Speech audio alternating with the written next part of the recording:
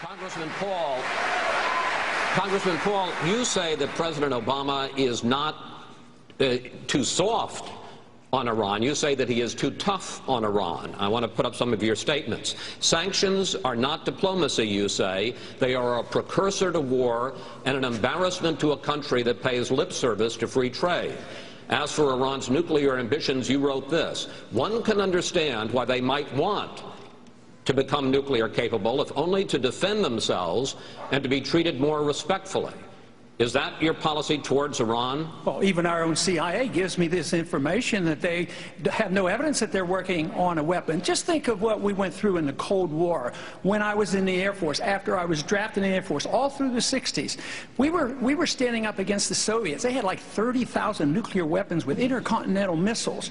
Just think of the agitation and the worrying of a country that might get a nuclear weapon someday, and just think of how many nuclear weapons surround Iran.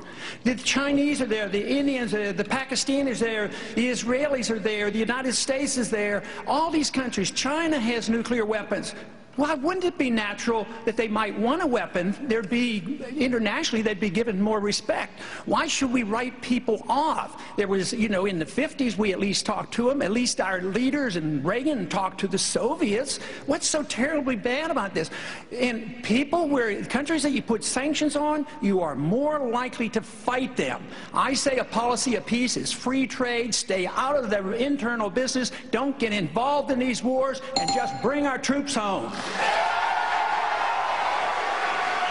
Congressman Paul, I want to just give you 15 seconds. I want to just make sure I understand. So your policy towards Iran is if they want to develop a nuclear weapon, that's their right, no sanctions, no effort to stop them. No, I think that makes it much worse. Why would that be so strange?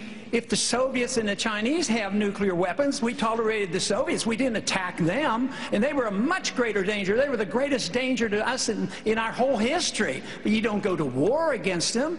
I mean, this whole idea of sanctions, all these pretend free traders, they're the ones who put on these trade sanctions. This is why we still don't have trade relationships with Cuba. It's about time we talk to Cuba and stop fighting these wars that are about 30 or 40 years old. Mr. Kaine,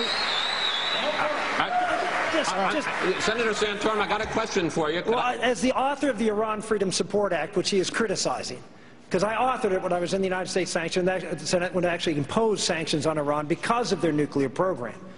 Iran is not Iceland, Ron. Iran is a country that has been at war with us since 1979.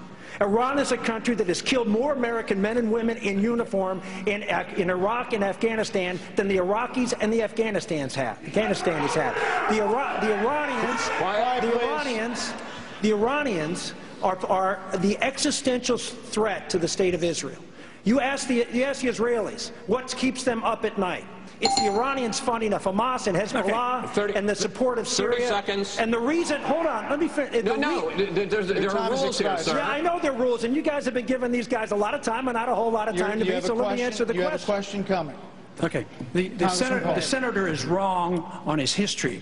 We've been at war in Iran for a lot longer than '79. We started it in 1953 when we sent in a coup, installed the Shah, and the reaction, the blowback came in 1979. It's been going on and on because we just plain don't mind our own business. That's our problem.